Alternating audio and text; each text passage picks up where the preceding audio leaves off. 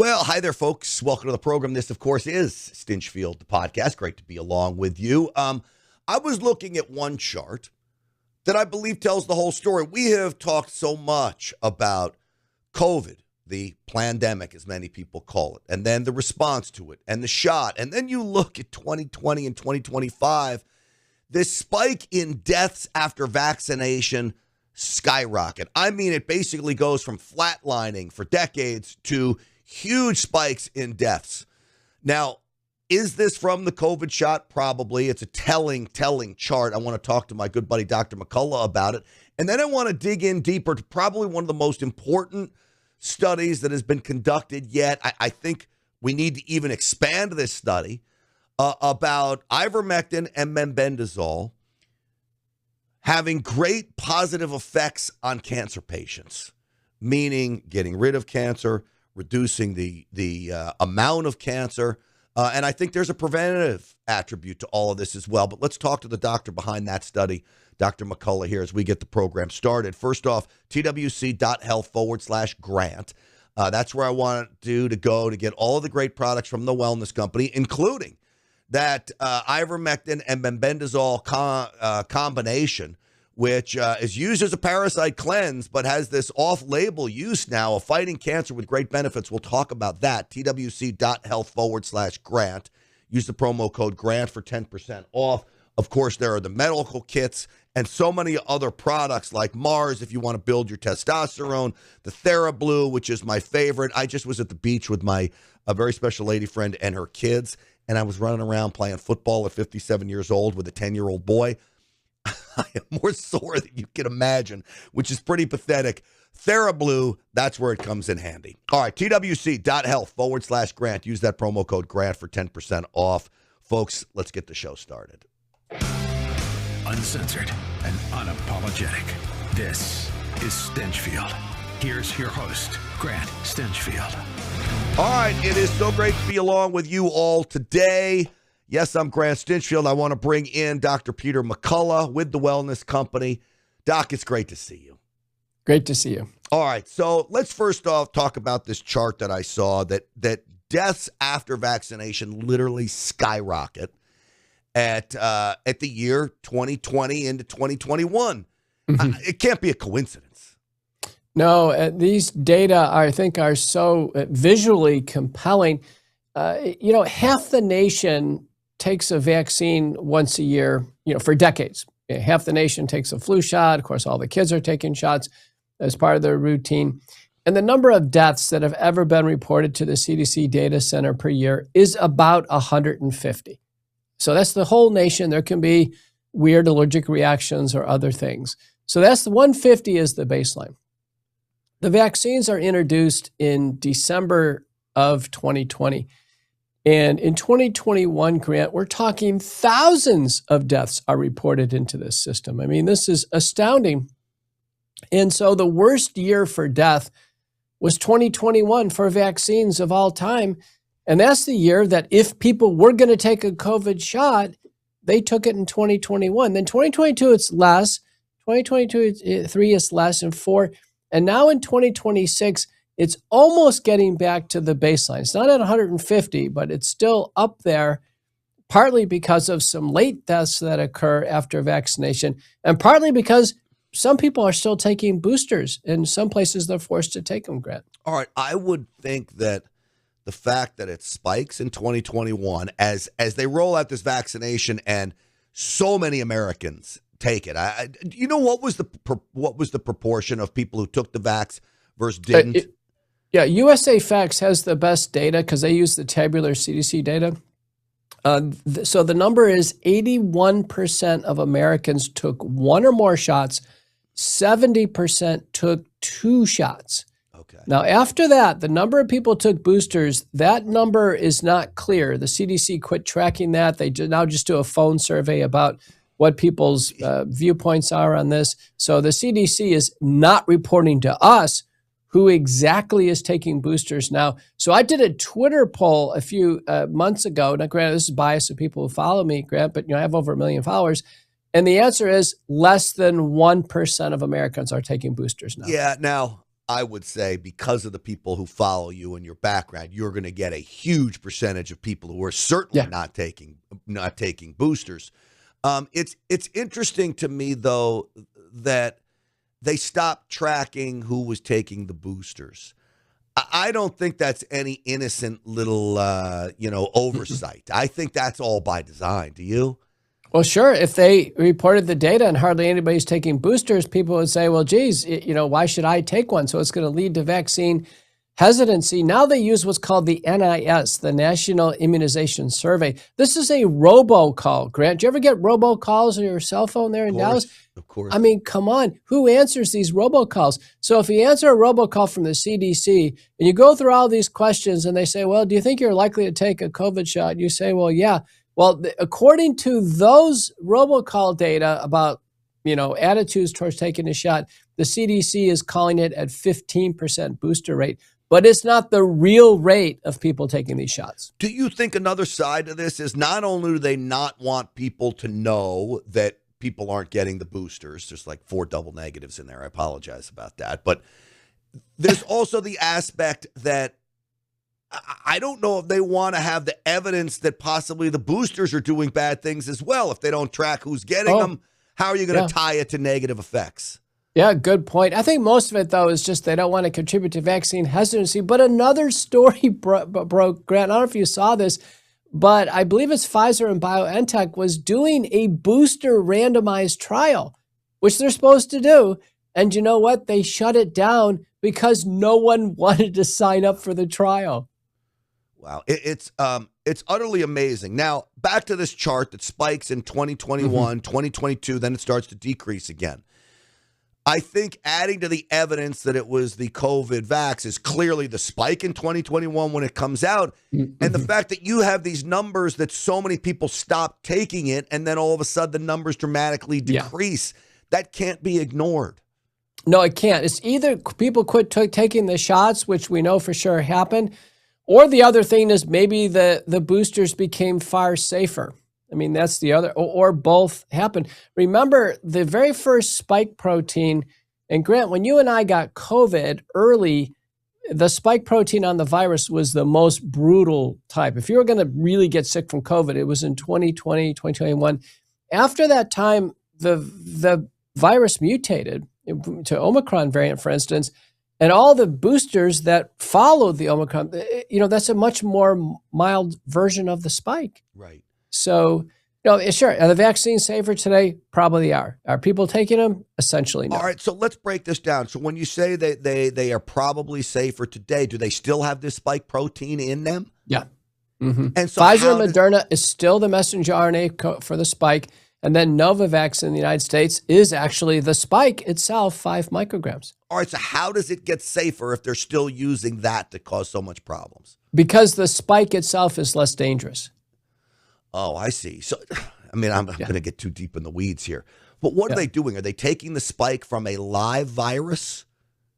Well, they genetically model the spike on the live virus, and then they use computers to have Pfizer Moderna code for that new form of the spike. So we've been through the different variants, and the variants are getting milder. So it makes sense that the vaccines are also less dangerous. But far and away, fewer people are taking them. That's the reason why there's fewer deaths. I'm sure. And then is it they've gotten better at genetically engineering this spike? I mean, do you think secretly in some basement, these scientists knew they had screwed up really bad on the first one and says, we better get our act together? Mm-hmm. Yeah, good question. Now, they may have cleaned up the issue of contaminants. We don't know, but the initial versions were contaminated with DNA fragments for a cancer promoter called SV40. There were DNA fragments for spike. And maybe for quality and impurity, they've been improved. But, they've never performed any inspections. The FDA always performs inspections of products, and they make publicly available inspection reports. None of that's been done for the COVID vaccines. And yet, if you were to go out there and try to produce supplements, you've got the food FDA and you got all this stuff that you have to meet. And here they are, you're injecting something into your body and they're not doing inspections. It's the biggest lapse of government regulatory oversight in history. And the current FDA crew is no better. They've turned a blind eye to vaccine safety. All right. Why do you think that is? Because here we're supposed to have JFK, our big hero, RFK, our big hero in all of this. Why are they still, I don't know, call it lackadaisical or drop the ball on this? I think they've been told to, don't touch the vaccines. I think they've been told, listen, it's a political hot potato. Don't touch the vaccines, work on food dye or work on fluoride in the water or, microplastics or something else. But don't touch this really big problem, which is a vaccine safety problem. Why do you think that is? Is it out of embarrassment? Is it out of protecting themselves legally? All of the above? Well, we have this rift, Grant, between the medical freedom community, you and I are in that community, and the wellness company, and then you have the medical orthodoxy. The vaccine safety and all the concerns is among the medical freedom community. The medical orthodoxy, they still, are carrying the party line that these are safe and effective. So you go into Harvard or Michigan or any major institution, they're going to tell you, listen, these vaccines are safe and effective, and they're not. It's interesting. I mean, this is somewhat on a different topic, but I'd love to get your opinion on this because you're let's just say you were not always in this world of conservative talk and medical freedom and all of that. You're somewhat new as of, am I safe to say that, Doc? Well, listen, I testified in Congress 2007, Grant. That's nearly 20 years ago. Wow. In a congressional oversight panel. But, I am a traditional doctor, and what I've been known for, at the Wellness Company and McCullough Foundation is I call the balls and the strikes and haven't been wrong on anything. So, yeah, I'm not afraid to take a view based on, what I believe to be true. Here's why I think your opinion's important on this. There's a lot of talk about a split in MAGA and all this stuff. I think one of the things that MAGA did or President Trump did when he in many respects, embraced the medical freedom community by embracing RFK Jr. in this periphery. I know President Trump was behind the shot. I think he looks at that as a mistake now and all of that. But so we had this MAHA movement, the Make America Healthy Again movement. And we got a lot of, I don't know, I'm just going to say it, freedom-loving hippie moms.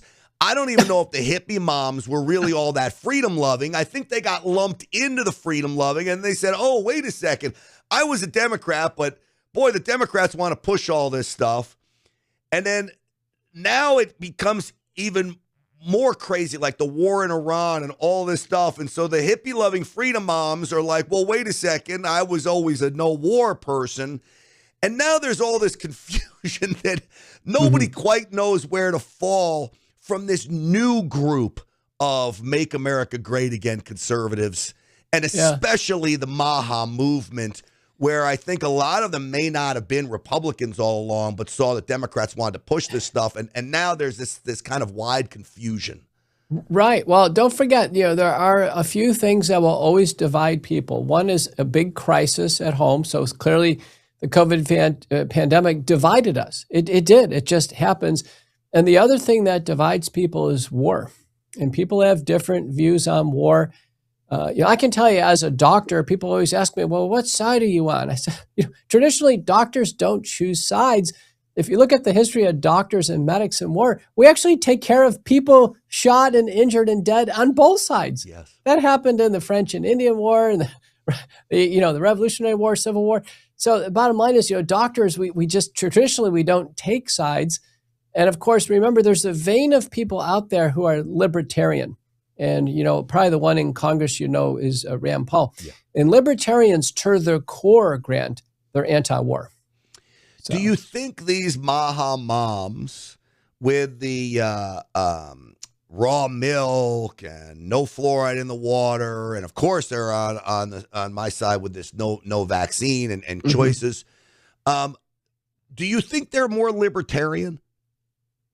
Yeah, I think it's likely that they would tend to be libertarian or pacifists, and they could say, "Hey, listen, there's got to be better ways to settle conflicts." A book that influenced me a long time ago. It's called Collapse, and it was written by Jared Diamond. He wrote Guns, Germs, Knives, and Steel. But he wrote about civilizations that have endured for thousands of years, and a lot of them then are in East Asia, Polynesia. There's one civilization of Polynesia that's been around for 6,000 years. And he said that the unique characteristic of it, sure, they have conflicts and other tribes they said, but they just talk out their problems. They talk incessantly. They just talk until they're exhausted, and finally they just talk out their problems. But they don't try to kill each other. So. Yeah. So it is unique, and remember, war, particularly when you're the attacker, like we're not being attacked right now, but we're the attacker, United States and Israel. War tends to divide when you're the attacker, but when you're being attacked, like if we were being attacked, Grant, it tends to unify. Every time it's because as soon as you get your house blown up in your car and you lose your family member, believe me. You don't turn on your government. You actually unify as a people. Look, my argument would be that we were really attacked first with all these roadside bombs and this great sponsor of terror. But it's harder to see that if you're not totally involved and see that what we're really doing is responding, not to argue this whole idea of war. I would just wish that people – I always love dissent. You can have dissent. We need discussion on both sides. I need to hear the other side. But once we're in it, you got to support our military. You got to pray for President Trump that he makes right decisions and good. And you don't just go hog wild on the other side. I give the example when Barack Obama took out Osama bin Laden.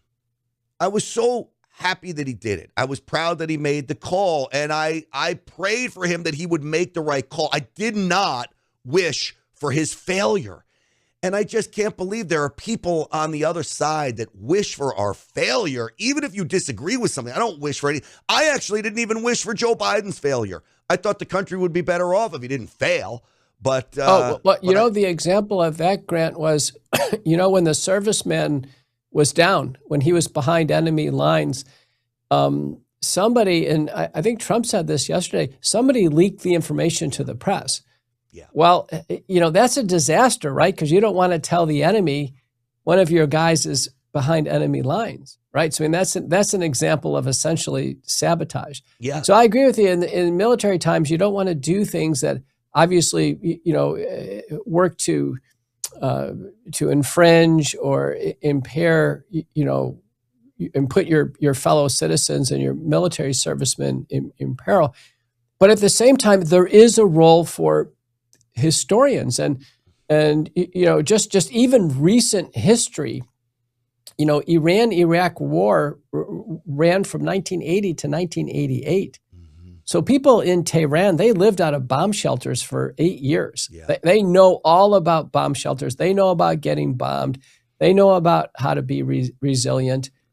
And you heard Trump's comments about, destroying a civilization. There's been a couple times where the Persians have been destroyed, Alexander the Great, and then there's a big Arab invasion, and then the Turks. But every time they come back. Yeah. Every time. I think what I know of President Trump, and when I hear him talk to us, like we're going to bomb them back to the Stone Ages. Now, I'm literally speaking for him, and I have no right to do that, of what I believe that he's saying. And when he says we're going to destroy this civilization, I actually think President Trump is not concerned about what everybody else thinks right now. He's literally talking to the regime, and he's telling the regime of what he's willing to do. I don't think he means he's really going to kill civilians. I don't think he means he's going to be taking out civilian apartment buildings and these kinds of things.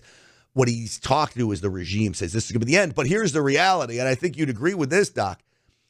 You can't threaten death or to murder someone who's about to commit suicide. They're not going to care. If they're going to commit suicide, they don't care if you're going to murder them or not. Or you can't really scare very courageous people. And remember, the history of the Persians, they're very courageous. So a threat from Trump to them is they're just laughing at it. Remember, there is a difference between the Iranian people, who I think are desperate for freedom. I had somebody desperate for freedom. I had somebody on the program last night that said he is talking to people inside Iran that are okay with the bombing, that almost to your credit, that they're used to this. They've lived out about, they'll wait it out, and they want freedom and a new regime. And so the regime and the people are two totally separate things. Well, I mean, right now they're reliant on the regime to try to protect them. So remember, don't forget the regime is not only controlling whatever they have in anti-aircraft fire, they're controlling the bomb shelters, the movement of people. So, they're dependent on them. So, yeah, sure, there's going to be some dissenters. But as a general rule, war unifies those who are attacked. I mean, just in World War II, when the Allies were attacked, they didn't splinter, they actually unified. And if you speak out, we know what the regime will do to you, as we saw that poor wrestler, which was just absolutely horrible. Anyway, I thought it was a fascinating conversation. I'm always interested in your opinion because I have such great respect for you and your thought process on things, Doc. Real quick, before I ask you about this new cancer study, we mentioned briefly the spike protein. I thought it would be good. Where is my spike detox? Oh, here it is. To bring up the spike detox and really the reason of why people should be taking this. Can you give me a little rundown of this product? Right. So when we acquire the virus or the vaccine, we get loaded with these little spines on the surface of the virus. It's a spike protein. They get in the human body. They stay there for years. They cause these long COVID syndromes and symptoms and make people generally feel unwell. We have to clear it out with the ultimate spike detox. And that needs to go for a year or longer. It will dissolve the spike protein. Human enzymes can't break it down, but these natural enzymes can, and other, supportive ingredients. So ultimate spike detox is evidence-backed and shown in the peer-reviewed studies to play that role. So it's critical. You don't want to walk around with a lot of spike protein, even if you don't have any symptoms, Grant, because believe it or not, spike protein may lower our resistance to cancer. So it can lower the resistance to cancer. That's the immune response, I would take it, right? Right. So if you form a cancer cell, your body can actually snuff it out. We have an immune surveillance system. But if that system is reduced, it's like a force field. If it's reduced, a cancer can form and it can take off like wildfire. And that's what we call a turbo cancer. Wow. Okay. So folks, twc.health/grant.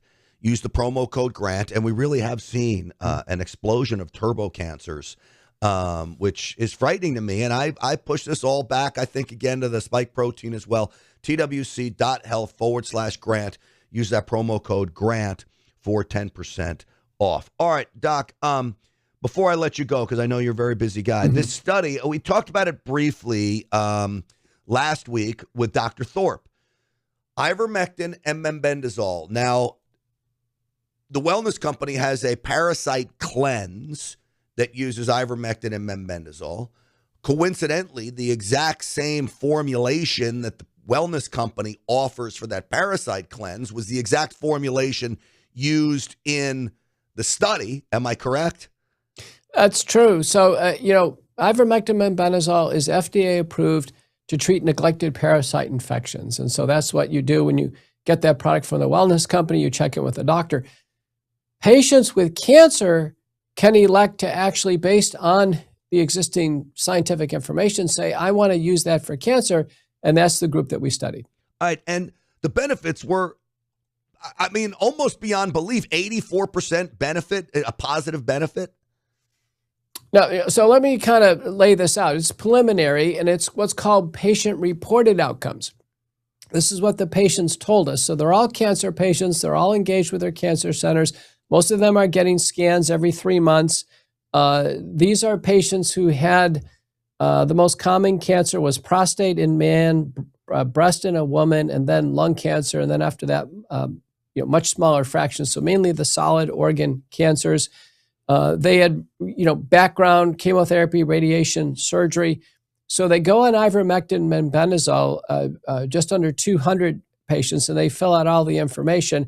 I'll go with safety first. The rate of side effects with mebendazole and ivermectin is about 25%. So just to be fair, it can be some GI intolerances, some other symptoms. So but nothing serious. No one likes GI intolerance. Nothing serious, but it goes to show you it's a realistic study. When you, right. Anytime you're saying there's no side effects, right. You have to understand this is a real study. There was 84% net clinical benefit. Now that breaks down to 36% said that their disease stayed the same. 48% said that their cancer actually improved, that there was reduction in the tumor volume or some other marker of resolution or improvement, and then 15% of patients actually worsened. So the overall for cancer, that's a really good number. There are a lot of cancer protocols where patients just get a smidgen of improvement. Here with ivermectin and benazole, either one tablet a day and then under doctor's directions. So for instance, in my practice, I have patients take one twice a day. Boy, there's a big benefit. Well, I just think it's great news. How important is it that we really double down on the study of this now? You've got this preliminary study, shows so promising, and I'm sure this is the last thing Big Pharma wants to see, because I think if you start curing cancer, you start having benefits like this, well, there's no money in curing it. There's only money in treating it. Oh, boy. And, on top of that, Grant, there's what's called perverse incentives.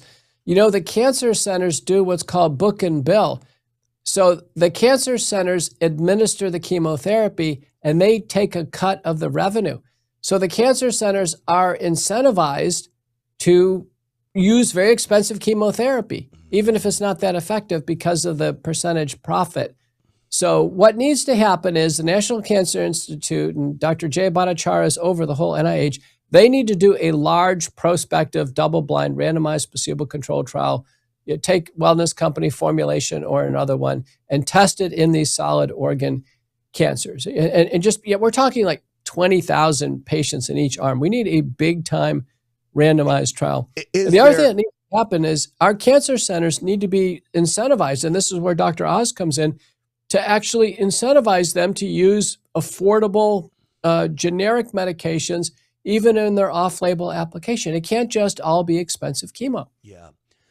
Is there any hope or future of a study like that happening? There is. There is now studies that we can see. Johns Hopkins has one with mebendazole, and I've been tracking it. It's the interesting. Out of the gate, they're using 500, 1,000, and 1,500 milligrams. So with the Wellness Company product, that would be 2 capsules a day at the minimum. So I saw that. And then Cedars, UCLA, has an ivermectin protocol for patients a little deeper into breast cancer. But you're going to see more protocol, standard National Cancer Institutes or cancer cooperative protocols. But this is good enough and safe enough. I think they should just go all the way to the big trial. Yeah, just go try it. It's I don't know. It's amazing to me that, remember, we were called nutcases, heretics, losers, didn't know what we're talking about, ivermectin, and now you're talking about Cedars and Johns Hopkins and all of these big all of a sudden ivermectin, it's not just horse drugs anymore, and they're really trying this out. It's a tribute to what I think you, the Wellness Company, and all of us in this movement have been doing to raise awareness. Last word, Doc. Well, we're so proud of our patients who took the effort to report all the baseline information, assiduously report what happened through it. We're going to continue to track. We've got a great team at the Wellness Company. The Wellness Company is in so many ways is Make America Healthy Again. We actually embody that entire moniker. We hope our government agencies can catch up to us. Yeah, I hope so too. Well, Dr. Peter McCullough, it's always great talking to you. I appreciate I never know where the conversation is going to lead with you, and I always enjoy every single one of them. I appreciate you coming on today. Thank you. Where can people find your Substack, by the way?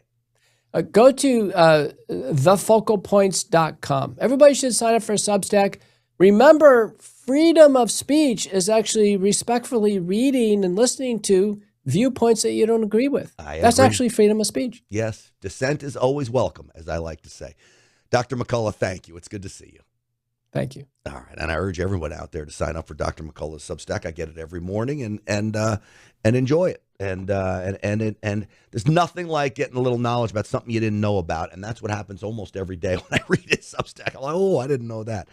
Anyway, folks, listen, a reminder, the Wellness Company, twc.health/grant.